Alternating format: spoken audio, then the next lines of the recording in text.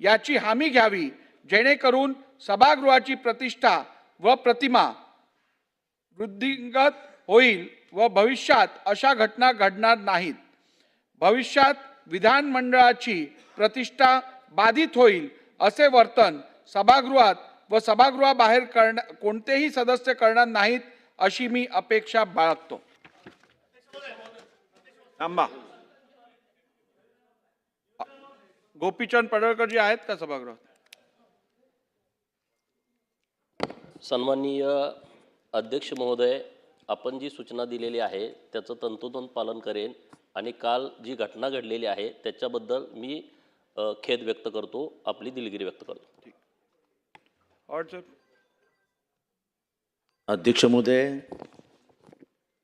आपण बोलत असताना असं म्हणालात की नितीन देशमुख हे माझ्याबरोबर आलेले होते. तर सभागृहात येताना मी दररोज एकटाच येतो. माझ्याबरोबर मी कधीही कोणाला आणत नाही. माझ्या मागे फक्त माझा पीए चालत असतो, त्याच्याशिवाय माझ्याबरोबर कोणीही नसतं. मी कधीही कोणाच्या पासवर सही करत नाही आणि कोणाला पासही इश्यू करत नाही. त्याच्यामुळे रेकॉर्डवर चुकीचं येऊ नये